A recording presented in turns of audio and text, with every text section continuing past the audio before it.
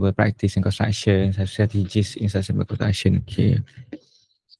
So apa tu sustainability? Tu ada banyak lah definition orang bagi kan pasal sustainability ni banyak. Tapi antara yang paling famous, okay, ni sustainability lah in general. Okay, boleh sustainability in general. In general, maknanya tak kisahlah buat rumah ke, buat kereta ke, buat makanan ke, buat baju untuk fashion ke, industri hiburan ke, apa-apa. Sustainability in general. So apa benda sustainability kan? Contoh kalau kita tengok,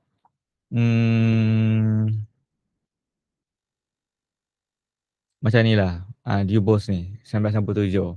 Offers a way of interacting with our world which reconcile the British human desire for a high quality of life with the realities of our global context is called for unique solution. Okay, blah, blah, blah. Okay. Okay, there are 4 attributes of sustainability. Dia kata social, economic, biophysical dengan technical. So, dia ni tekankan 4 benda. Contoh lain.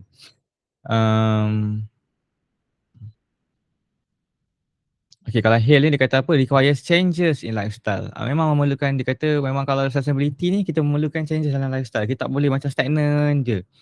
Tak boleh sama je. Dah biasa buat rumah pakai contoh lah. Dah biasa buat rumah pakai kayu, kita pakai kayu sebagai sudah. Tak boleh lah. Kita kena berubah sebab kita nak jadi sustainable. Sebab kita tahu kalau kita pakai kayu je sebagai sudah, kayu tu akan habis. Akan habis. Sebab kayu kot. Kayu akan habis je bukannya tak boleh. Kayu ni daripada pokok lah kan. Bukannya kita tak boleh tanam pokok baru. Boleh tanam pokok baru. Boleh je pokok tu nak tumbuh. Tapi pokok nak tumbuh lama lah makan masa. Pokok yang nak tumbuh lama. Nak jadi besar, nak jadi sihat, nak jadi betul-betul keras, dia kemakan masa 50, 100 tahun. Memang lama. 50 tahun kot. Kita hidup berapa lama, kita hidup berapa lama je. 50, 60, 70 je. So satu batang awak tebang nak tumbuh balik lambat. Mungkin pokok tu 30 tahun dah besar, tapi nak betul-betul besar yang macam mana sedap macam keras lah. Keras, teguh. Macam mana kita tebang kan, pokok besar-besar, best nak tebang. Itu kena makan ratus tahun. Ratus ataupun mungkin 80 tahun macam tu, lama. So bukan tak boleh, boleh tanam tapi ambil masa lama. So dia anggap tak sustainable lah. Macam tu.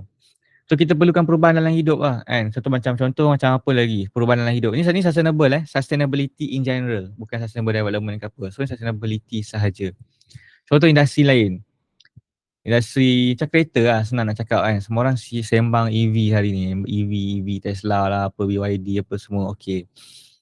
Tapi yalah, kalau tak sabar bila kita nak pakai kereta, ada minyak, ada petrol, minyak apa diesel dengan petrol. Tapi bila nak isi minyak kan. Somehow minyak tu akan habis. Sebab minyak tu, minyak lah, gas, oil and gas. Kita jumpa oil and gas, kita boleh extract, kita jual. Petronas jual, Shell jual. Benda tu akan pupus, akan habis, nak tak nak. Memang akan habis. Berapa lama lagi tahan tak sure. Dengan kereta yang bersepah atas jalan raya banyak gila kot kereta satu dunia. Kat Malaysia je pun dah cukup banyak kereta. Padahal Malaysia ni kecil je. Tak kira China, US, Europe apa semua. Minyak akan habis. Sebab tu dia orang nak cuba bergerak ke cara lain nak menggerakkan kereta. Betul dia orang sekarang ni contohnya nak gerak ke arah EV pakai bateri. Jadi bateri pun sebenarnya pakai tenaga juga. Kita nak charge pakai elektrik. Elektrik tu dapat dari mana-mana. Elektrik bakar coal apa semua, so pakai juga. Melainkan awak charge kereta awak pakai elektrik tu pula awak dapat daripada solar. Itu memang betul-betul sustainable. Itu 100% sustainable. Tak payah nak pakai apa-apa, memang awak charge, awak ada solar panel charge kat awak punya bateri kereta. So awak macam tak ada pakai langsung lah elektrik yang macam berbayar, memang totally free lah, cuma nak pasang solar panel lah kena bayar sikit, contoh. Ataupun industri pemakanan. Dulu kita bungkus makanan pakai apa? Pakai tupperware yang plastik yang tak sustainable, yang macam yang tak boleh apa ni? Yang plastik warna putih macam mana nak kata tu yang kalau kita bakar dia tak boleh nak terbakar, macam polystyrene macam tu kan. Itu tak bagi, tak apa cantik sebenarnya. Dia tak sustainable. Sebab bila kita bakar dia tak berapa boleh nak boleh lupus. Ataupun botol air botol air, kita tahu botol air tak boleh nak lupus, susah. Sebab tu spritzer dia buat keluar botol air dia yang boleh lupus, contoh.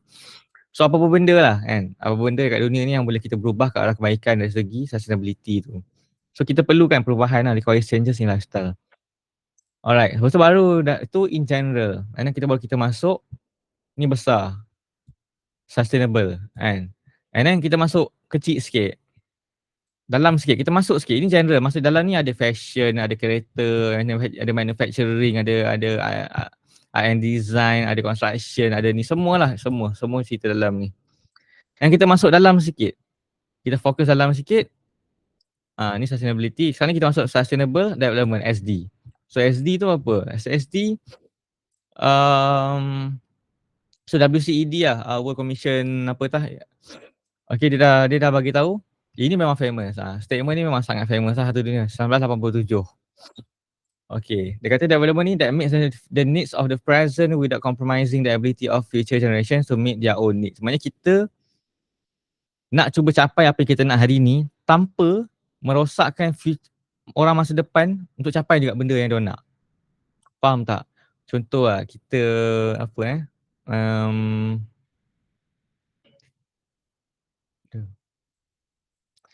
contoh macam kita buat rumah kayu kan, rumah kayu lah kan? Ataupun rumah dia buat daripada kayu. Kita boleh buat, kita boleh capai hari ni. Kita boleh nampak rumah kayu kan, ada je rumah kayu. Tak kisahlah rumah kayu kampung ke, rumah kayu moden ke. Macam kat US, rumah dia rumah kayu tau. US rumah dia rumah kayu. Malaysia je, bukan Malaysia lah. Yang UK punya style dia akan follow macam yang style UK. Macam Malaysia akan follow UK. Maksudnya rumah semua pakai batu, pakai konkrit, pakai simen apa bagai. Tapi style-style macam US, macam Australia, macam Canada, diorang semua rumah diorang pakai kayu. Rumah diorang pakai kayu sampai hari ni. Tak tahu lah kenapa. Sebab tu kalau US tu rumah diorang kena puting beliung, memang hancur, memang hancur lah, tinggal tangga je. Macam tu sebab tangga, memang kadang-kadang memang tak ada apa-apa, tinggal pintu pun semua hilang. Sebab rumah diorang, base diorang daripada kayu. Tapi tak adalah rumah kayu macam rumah nenek-nenek kita tu. Rumah kayu cantik lah. Tapi tiang dia kayu, kebanyakan daripada benda yang elemen yang dia buat daripada kayu. Kebanyakan. Okay, so dia kata the needs of the present, maknanya awak hari ni awak boleh capai rumah kayu, awak boleh nampak rumah kayu, awak boleh nampak rumah kayu, boleh duduk dalam rumah kayu. Tapi pastikan 100 tahun akan datang, anak cucu kita boleh rasa juga rumah kayu tu. Maknanya dia orang nak buat rumah kayu pun dia boleh rasa. Maknanya tak adalah 100 tahun akan datang, anak cucu kita nak buat rumah kayu, jadi pun dia macam, tak boleh lah rumah kayu. Kayu dah habis lah, dah pupus, dah tak ada pokok lah kat dunia. Tak nak dengar benda macam tu. Nak pastikan pokok tetap ada, kayu masih boleh dapat supply, faham tak? Benda-benda tu masih ada. Maknanya kita boleh capai apa kita nak hari ni, tapi at the same time, kita kena fikir 100 tahun akan datang, 150 tahun, 150 tahun akan datang, diorang pun boleh dapat juga benda tu. Boleh nampak kayu. Tak ada macam, tak pernah, faham tak? Kayu pun tak kenal, pokok pun tak kenal, tak boleh lah kan. So kita tak boleh compromise generasi akan datang punya kehendak, tak boleh. So the term development includes activities across different industry sectors. So development, ini industry sectors ni across. Maknanya termasuklah macam sustainable tu besar. Okay, sustainable ni besar macam nak kata. Sustainable tu macam segi besar. Sustainable, kita masuk bulat sikit sini. Ni kita masuk SD. Development ni yang masuk semua. Okay, development ni yang masuk semua, manufacturing apa semua tu tadi. Across all industry. Therefore, it is necessary to minimize impact on the environment and emerge the term of sustainable construction. Okay. So, kenapa kita perlukan sustainable development? Contoh dia, sebab increase in population. Increase in population, manusia bertambah dekat dunia. Even dekat Malaysia pun bertambah. Dulu kita ada macam 27 juta, sekarang kita ada 30 lebih juta dah. Itu kat Malaysia. Kat tempat-tempat lain semua bertambah lah. Ada populasi yang makin turun. Mungkin turun ataupun tak naik secara banyak ataupun stagnan. Ada. Contoh dia Jepun. Sebab cost of living yang terlalu tinggi, dia nak buat anak pun takut. Sebab kalau beranak, mati lah, tak ada duit nak bayar sekolah, tadika lah, apa, sebab cost of living tu mahal. Contoh dia lah. Tapi in general population dunia meningkat. Memang meningkat. Sebab tu kalau kat Malaysia ni memang makin jam, jalan raya memang jam gila kan. Sekolah makin banyak, orang kat mall makin banyak, semua just lagi ramai lah. Orang makin ramai, makin banyak. So bila makin ramai, contoh dia macam tadi lah, kita kena buat lagi banyak sekolah, kita kena lagi banyak kereta orang pakai. Kereta kat jalan dulu tak jam pun, sekarang ni dah jam gila. Sebab apa? Sebab lagi ramai beli kereta. Bila ramai beli kereta, ramai isi minyak, ramai Ramai kan exhaust kereta kita bak keluar ni kan, CFC, chlorofluorocarbon, bak keluar tu bak keluar carbon dioxide. So asap daripada exhaust kita tu tak sihat. CO2 tu tak sihat. Tak sihat, benda tu akan release kepada ke awan semualah. So benda-benda ni kita panggil CFC, chlorofluorocarbon. Contoh asap daripada kilang, asap daripada kereta awak naik ke udara. Ini kita panggil CFC. CFC ni makin tebal, bahayalah sebab dia akan menipiskan kita punya ozone layer. Ozone layer ni penting lah sebab ozone layer ni akan halang cahaya matahari masuk. Maknanya cahaya matahari bila masuk, dia akan masuk. Kan, dia akan masuk. Sebahagian akan masuk. Yang masuk tu yang kita buat sidar baju lah, apa, yang bagi kita siang dan malam, itu cahaya masuk. And ada juga haba, bila dah masuk, dia keluar balik. Dia keluar balik. Dia keluar balik. Okay, sebab bila dah masuk, dia pantul, kena rumah kita semua, dia akan pantul naik balik. Naik balik, dia akan pergi balik ke angkasa. Macam tu lah lebih kurang. Okay, ada juga yang pergi, pantul, dia pantul tak jadi. Dia langgar kita punya ozone layer, dia patah balik. Dia patah balik, dia kena balik rumah awak. Maksudnya awak kena panas tu berpanjangan. Faham tak? Biasanya kena panas sekali, mungkin ada sekali tu tak adalah 2 saat, tak adalah. Sekali tu macam 8 jam, 6 jam, lama lah daripada pukul 10 pagi sampai 3 petang, faham tak? Sekali dia patah balik. Sekarang ni bila ozone layer awak makin tebal, dia patah balik, dia terkena ozone layer yang makin tebal tu. So, dia akan patah balik ke rumah awak. So, maknanya haba tu terkumpul kat area sini. Dia tak boleh nak pergi mana. Jadi, bumi makin panas lah. Makin panas. Sebab benda cahaya matahari yang sepatutnya kita release kat angkasa balik, dia tak boleh release sebab dia terperangkap. Dia terperangkap masa dia tengah patah balik ke angkasa tu.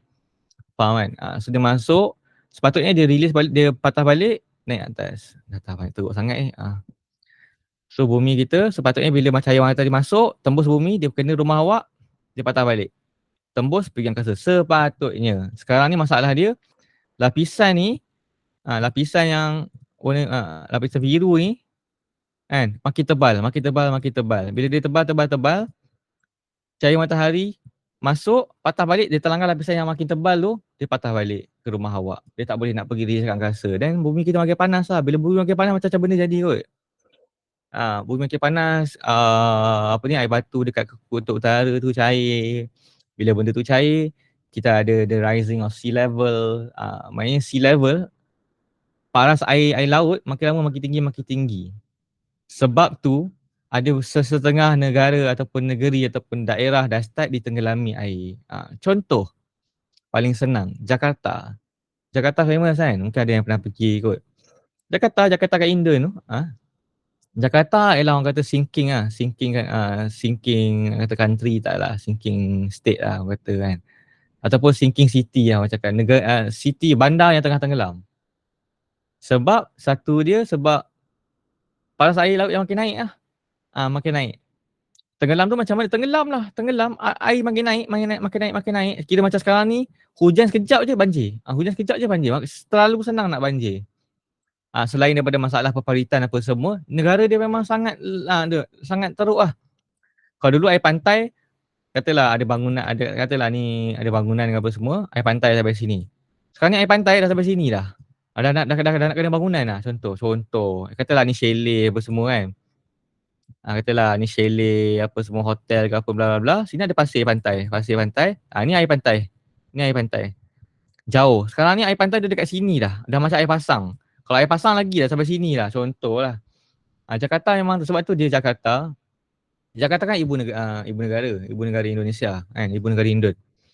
Sebab tu dia orang nak pindah ibu negara dia orang dekat belah Sabah Sarawak, dekat belah Borneo tu. Dia panggil Pen Borneo. So dia akan pindah dia punya ibu negara daripada Jakarta pergi dekat Borneo, dekat belah Sabah, dekat belah Sarawak. Lepas tu dia pindah, sampai dia pindah terus ibu negara. Dia nak buat ibu negara baru kat situ. Kira situ dia punya ibu negara baru lah.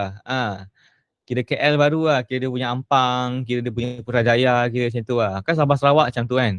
Ni Sarawak. Of course lah kan. Lebih kurang lah Sarawak. Lepas tu Sabah kat sini kan. Kat sini ada besar gila bapak lagi kan. Sini lah Indon dia nak buat dia punya cakap ibu negara baru dekat bawah ni. So daripada Sarawak dekat gila lah dengan ibu negara Indon. So boleh menumpang banyak benda lah kat sini. So ibu Sarawak akan jadi lagi maju lah lepas ni sebab dia dengan Indon dekat gila. Indon pula, Indon ibu negara tau. Tahu lah Jakarta tu macam mana. artis apa semua lepak situ. Sebab ibu negara macam KL kan, artis lepak KL konon. So macam artis lepak Indo Jakarta. So bila ibu negara dia lepak sini, kat sini. So artis, VIP, atuk-atuk, orang penting-penting, orang-orang power-power duduk sini lah. So diorang akan mungkin banyak lagi jalan kat Sabah Sarawak ke apa. Bantu lah banyak kat sini. Contoh. Jauh gila pergi. Okay. Tapi key dia sekarang, rising of sea level. The use of raw material, hazardous waste. Waste kan, buang sisa-sisa mata rata dalam sisa-sisa toksik mata rata apa semua. Raw material, kayu, besi apa semua benda-benda ni kita kena buat. Contoh macam tadi lah, cerita panjang lebar pasal kayu dengan pokok. Contoh dia. And then solid waste generation, air botol tadi kan, air botol. Sebab tu air botol split-split sekarang dia asyik canang benda sama. Oh, air botol kami ialah air botol yang boleh kita semula, bla bla bla bla. Banyak lah. Yelah kot, mungkin lah kot. Apparently. Nampak macam air botol biasa, tapi dia boleh kita semula. Mungkin lah. Sebab tu dia canang benda tu je. Air botol kami kan, pernah keluar iklan dulu kan. Macam pusing buka penutup, pusing picit sana, so tutup balik. So masuk dalam botol, dalam tong sampah recycle. Dalam tong recycle. So benda itu yang boleh recycle lah. Ada banyak gila lagi kot brand botol air yang tak boleh recycle. So satu je lah yang boleh recycle. Contoh. So lagi 10 yang tak boleh recycle tu macam mana? Buang lah rata-rata. Buang kat pantai, kat tasik, dalam longkang. So benda tu mencemarkan lah. Dah lah buang, rosakkan kotor alam sekitar. Lepas tu nak recycle pun tak boleh. Benda tu tak boleh bakar. Sebab dia plastik. Energy usage to emission impact on environment. The construction industry accounts for an incredible 36% of worldwide energy usage and 40% of CO2 emission. So satu dunia ni, construction je responsible kepada 36% of worldwide energy usage. Energy usage, apa ni construction apa? Construction industry. And 40% of CO2 emission. Just construction industry je. Kita ada banyak gila industri kat dunia ni. Industri manufacturing, industri kan, perfilman, kereta, bla bla bla bla bla. Construction je 36%. Energy usage. Banyak energy usage ni dari segi ni. Kita buka lampu, kita pakai apa ni, jentera-jentera kita, nak pakai backhoe apa semua, itu ini bla bla bla. Semua tu pakai 36% of worldwide energy usage. Tinggilah. Tinggi. Sebab the more awak consume energy, energy tu nak ambil daripada mana? Energy elektrik, energy minyak, awak nak on awak punya kereta lah, awak punya macam machinery lah, awak punya backhoe, awak punya dump truck apa semua tu semua. Contohlah minyak. Minyak dapat daripada mana? Dapat daripada kena proses. Proses tu semua pakai energi juga. Elektrik dapat daripada mana? Kena bakar arang batu. Itu pun pakai. Faham tak? Benda tu semua pakai energi. So kita nak pakai less energy sekarang ni. Even if lah nak pakai banyak energi pun, energi kita tu kena sustainable. Bukan energi yang ngarut-ngarut benda yang tak ada yang terbakar apa semua, dia tak nak macam tu. Dia nak energy clean lah orang kata. Okay, sustainable development that makes okay macam tadi lah. Okay. Also Harlem Brundtland. Okay, ni Brundtland report. First introduced the concept of sustainable development in 1987. He was then the Prime Minister of Norway and Chairman of the World Commission and ni WCED tadi, World Commission on Environment and Development. First time dia cerita benda ni pasal dekat Brundtland report tu lah, dekat masa tahun 1987. So sustainable development, kiri apa? Improvement of lifestyle and well-being dengan preserving natural resources and ecosystem. Dua benda. Dua key player dia, dua benda. So improvement of lifestyle and well-being. So kita kena improve kita punya lifestyle and well-being dengan kita, cara kita hidup kita kena makin improve. Improve dari segi apa? Dari segi daripada segala aspek, dari segi kesihatan, dari segi orang kata pemakaian, dari segi kita punya perumahan, kereta, kita semua kena improve. Dari segi aspek apa? Aspek sustainability lah. Dari segi aspek sustainability. Kita kena maju. Satu, kita kena makin maju. Dulu kita punya kereta macam ni, sekarang kereta makin selesa kan, makin selesa, aircon lagi sejuk, lagi besar, lagi lebar, kereta enjin lagi laju, lagi senyap. Just lagi way better lah, lagi elok lah. Bandinglah kereta Pawatan Saga dulu dengan kereta-kereta baru sekarang, Pawatan yang sekarang. Jauh gila beza. Even though tayar kereta yang sama, 4 layar semua, tapi jauh beza. Selesa dia beza, semua beza. Kita kena ada improvement dari segi lifestyle, tapi kita tak nak compromise lah kita punya sustainability. Tak nak compromise. So kita nak pastikan kalau kita buat kita punya sofa kereta baru, kalau boleh material tu material yang diperbuat daripada bahan recycle contoh. Walaupun leather sekalipun, leather tu nampak baru, tapi leather yang dibuat daripada barang recycle lah contoh. Boleh buat.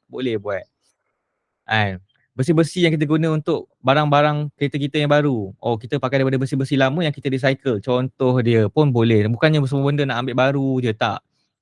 Kita guna besi-besi lama, Kita panaskan, kita cairkan, kita buat dalam mold baru. Siap bumper baru, siap chassis baru. Tapi nampak baru juga, cuma benda tu asasnya kita ambil barang recycle, contoh dia. And then kita ada preserving natural resources and ecosystem. Kita preserve natural resources. Tak nak guna banyak sangat kayu, tak nak guna banyak sangat besi. Ini semua natural resources lah, besi kot kan. Tak nak guna banyak sangat. Kalau boleh kita recycle, kita recycle. Lepas tu kita ada SDG. So SDG ni pun famous. Dia start pada tahun 2015. 2015, dia diperkenalkan oleh UN lah, United Nation. Dia sangat famous, dia sangat famous. Dia sangat famous, dia ada dalam ni, dia panggil SDG 17 sebab dalam ni ada 17 agenda. Semua agenda dia tentang sustainable development. Bukanlah semua pasal construction, tak. Just development in general. Pasal rakyat, pasal ekonomi, macam-macam lah. Macam-macam. Tapi dalam salah satu daripada tu, dia ada tekankan sustainable city. City, bandar sustainable. So sustainable city, nak dapat bandar yang sustainable, awak kena ada sustainable development lah. Dia berkait panjang lah pula. Tapi kita ada terapkan 17. SDG ni antara benda-benda orang kata agenda lah. Agenda dunia yang paling berjaya kat dunia. Kenapa? Sebab bukan semua agenda kat dunia ni, bila awak propose, semua orang nak sokong. Faham tak? Contohlah Malaysia kata, okay kita nak kita ada nak perkenalkan satu agenda baru ni kat dunia ni. Kita nak perkenalkan agenda selamatkan Palestin. Okay? Negara Islam mungkin sokong lah sikit. Maybe ada so, ada ramai juga negara, banyak juga negara yang bukan Islam akan tolak. Maybe macam tak tahu Singapura akan tolak sebab ada orang proxy dengan Yahudi. Yahudi memang tolak. US akan tolak. UK apa semua akan tolak. Apa pula nak selamatkan Palestin? Biarlah bla bla bla contoh. Maknanya apa benda proposal, whatever proposal yang kita propose kat dunia ni, confirm akan ada orang tak suka punya. Tak payah kat dunia lah.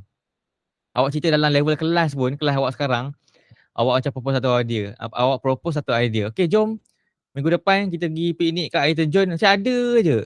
Apa air terjun pula? Kenapa tak pergi kat shopping mall? Ada pula suara. Kenapa nak pergi shopping mall? Kenapa tak pergi sini? Apa nak pergi sini? Boleh tak payah pergi minggu depan. Kita pergi lagi 2 minggu. Contoh. Ada je suara yang bangkang, yang bersuara, yang macam tak setuju dengan kita punya pendapat. And benda tu normal. Tapi tu SDG ni, satu dunia setuju. Satu dunia setuju. Macam semua orang macam okay setuju. Yahudi pun okay. Rusia pun okey, UK pun okey, Malaysia pun okey, Bangla pun okey, Indon okey, semua okey. 191 negara setuju untuk join SDG ni. Konon-kononnya sebab nak berubah lah ke arah yang lagi cantik. So dia ialah blueprint to achieve a better and more sustainable future for all. Asal tu boleh blueprint. Blueprint ni macam agenda lah. Okay, blueprint ni macam agenda yang paling besar, yang terbesar lah orang kata. Macam dia punya objektif yang terbesar. Okay, kita setting satu blueprint, kita letak, apa yang korang kena buat, korang kena follow je. Ini agenda dia. Korang follow benda ni, korang follow 17 langkah-langkah SDG ni. So insyaAllah kita akan ke arah yang negara yang lebih maju, contoh dia. And so apa yang dia address? Dia address global challenges. And termasuklah poverty, inequality, climate change. Climate change ni lah kita kena tekankan dengan environmental degradation, peace, justice. Dia banyak benda lah, banyak benda. Ini contoh dia. SDG by United Nations. So awak akan nampak logo UN lah kat sini. Logo UN tu.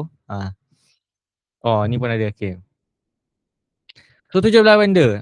Tak nak kemiskinan. Kemiskinan pun antara benda sustainable juga sebab miskin kot. Bila awak miskin, dia akan datang macam-macam masalah. Datang masalah penyakit lah. Bila awak miskin kan, rumah tak ada, duduk tidur jadi gelandangan. Makan makanan kotor-kotor, makanan yang tak bersih, makanan sisa makanan orang, tidur mata-mata tempat. So ada penyakit kulit lah, itulah. Jadi dia bukan satu benda. So bila macam tu, dapat penyakit lah apa, mati. Contoh dia. Ataupun awak duduk kat luar, gelandangan, so mati sebab keadaan tak kondusif ke whatever kan. So benda macam ni tak bagus lah. Kita nak ada manusia yang sustainable, manusia yang sihat, manusia yang bersih, selesa, cukup tempat tinggal. Dia nak benda-benda macam tu lah. Banyak benda kalau nak sembang pasal SDG nah. Contoh lagi life below water. Apa? Contoh dia ikan. Ikan di laut. Ikan di laut lah. Kena cerita juga. Kenapa? Apa masalah ikan ni? Masalah ikan ni sebab sekarang ni kita ada penangkapan ikan secara besar-besaran. Ikan banyak gila tau tak kat pasar. Maknanya hari-hari dia orang tangkap ikan gila-gila. Siapa yang betul-betul yang macam pakcik dia ke, pak saudara dia ke nelayan, dia faham lah. Nelayan ni memang banyak gila kot kat laut. Memang hari-hari ikan banyak gila kena ambil, kena tangkap, kita jual kat pasar malam. Kena tangkap, jual kat Giant, kat Tesco ke apa. Ikan. Sampai tu tahap Jumlah ikan dekat dalam laut ni dia dah macam rasa dah berkurang kan. Banyak sangat ikan dah kena tangkap, benda ni berterusan hari-hari kot. Saya fahamlah, kita fahamlah nelayan tangkap ikan sebab nak supply, kita pun nak makan ikan juga contoh kan, nak makan ikan, nak makan salmon lah apa, macam-macam benda nak makannya pun. So kita perlukan ikan, so nelayan kerja dia tangkap je lah sebab dia pun memang nak hidup. Yelah nak menjaga keluarga dia apa semua, tapi masalahnya ikan punya population tak sempat, faham tak? Baru je beranak seminggu dah ketangkap, macam bapak lah kan, tak bagi can langsung. So benda tu pun kita tengok. Banyak benda lah. Contoh yang kita tengok untuk kita punya industri, QS, bla bla bla, kita akan tengok benda macam ni lah, affordable and clean energy satu. Penggunaan energi yang bersih. Contoh dia clean energy lah, solar panel lah pelbagai. Satu. Dekat nombor 7. Lagi satu kita akan tengok dekat belah nombor 11. Sustainable cities and community. So bandar yang sustainable. Nak buat bandar yang sustainable, kita kena dah ada sustainable construction. Dan itu akan berkait dengan kita, QS apa semua. Yang lain ni semua kurang lah, innovation, decent work, zero hunger ni tak ada apa-apa. Bukan tak ada apa-apa, ada banyak cerita nak cerita tapi tak ada kena dengan construction lah. Gender equality, ni LGBTQ+ lah punya agenda. Nak ada gender equality, laki sama dengan perempuan, kena sama. Ini according to dia punya agenda lah, dia orang nak sama. Kalau gaji laki 3,000, gaji perempuan pun 3,000. Kalau laki kena panjat pokok durian, perempuan pun nak kena panjat pokok durian. Dia kena sama. Equality. Dia kena equal. Maknanya tak ada apa-apa. Maknanya layanan kena sama, semua kena sama. Ini agenda LGBTQ+. Lepas tu kita ada partnership, bla bla bla, PPS. Okay, banyak lah. So kita tengok 7-11 lah kebanyakan dia kalau kita dalam construction industry. Tapi dia ada berkira juga 6L, tapi 6 activities that are of particular relevance to the construction industry, focusing on this goal. Bla bla bla. Aligning its action with the UN SDG apa? Okay, dia kata 6, 7, 9. 6, 7, 9, 11, 12, 13. Ni kalau betul-betul in general. Maknanya clean water and sanitation. Sekali pandang tak nampak pun macam apa kena mana construction. Ada je sebenarnya. Sebab clean water, awak buat rumah punya cantik, rumah kan, bangunan punya rumah, banglo 4 tingkat apa semua kan. Sekali buka pipe air nak mandi, air tertarik keluar. Air tak clean. Contoh. Ada satu negeri kan kat Belah Pantai Timur kan. Contoh ada isu air coklat. Ni kalau tengok online lah. Of course lah tak semua tempat. Serta-serta tempat lah air rumah dah cun, rumah dah lawa apa semua. Sekali buka air pipe warna coklat. So masalah itu ialah masalah clean water and sanitation lah kat situ. Masalah air kotor ni susah lah. Nak mandi pun susah. Nak mandi susah, nak semayang susah, nak masak susah. Kan awak pun awak nak mandi pun macam tak payah kot kan. Kalau mandi macam lagi kata badan je, air warna coklat gila kot. Air warna coklat sampai tahap kalau kita mandi kita rasa kita lagi sakit. Tak payah mandi lah. Tak payah mandi lah. Ada tu mandi tempat lain lah, cari alternatif mandi kat kedai minyak ke apa ke. Sebab air terlalu buruk. Nak makan pun, nak masak pun macam wish kan. Biar betul air ni warna coklat kot. Gila apa nak makan air ni, nak minum air ni. Tak dapat lah. So benda ni ada kena-mengena dengan rumah. Sebab kita supply air dalam rumah kan. So apa dia? Responsible consumption and production. Apa lagi?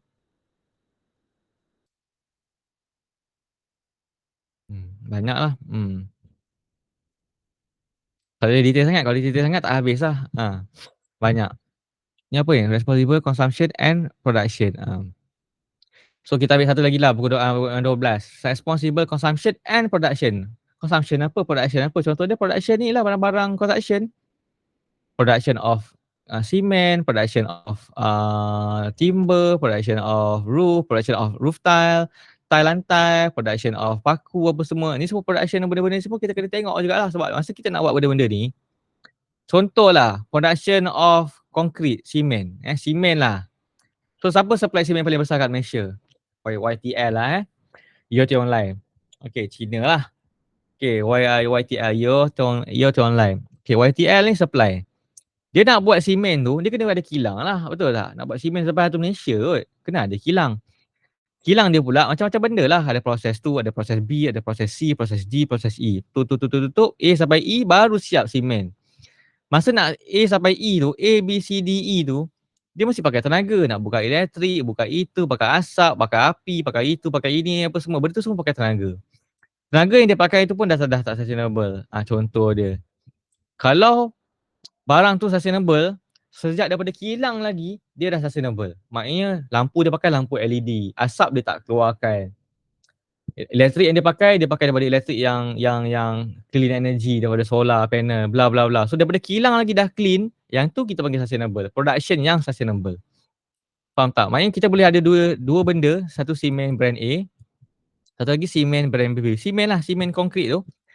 Simen A, simen B. Simen B ni dia punya kilang sustainable. Lampu LED bla bla bla apa semua kan.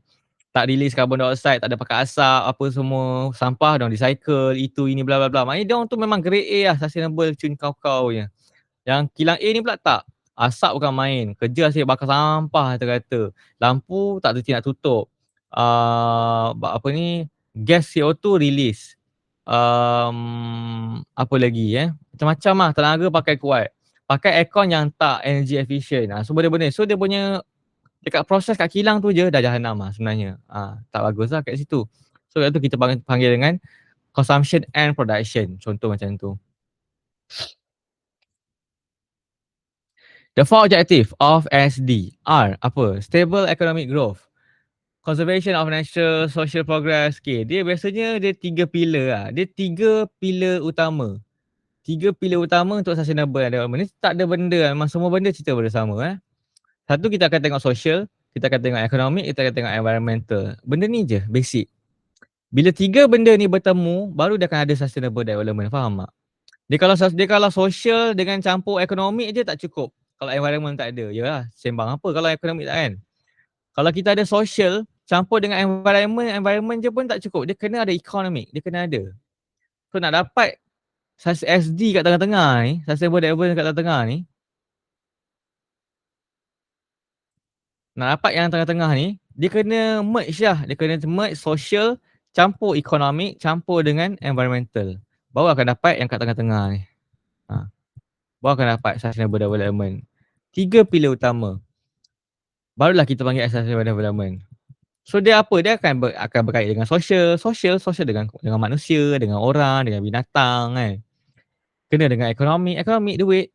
Kan kadang-kadang duit labur banyak sangat pun tak boleh pergi juga kan. Tak boleh juga. So kenalah ada impact kepada environmental. Somehow dia melindungi alam sekitar, tak rosakkan alam sekitar kita terjamin, alam sekitar kita terjaga kan. The green become greener kan. Benda yang pupus makin ada. So benda-benda macam tu lah. Campur 3-3 baru dapat. Okay, sustainable development.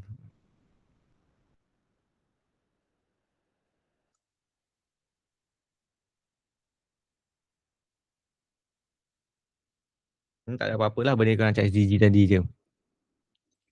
So, kita dah habis sustainable development.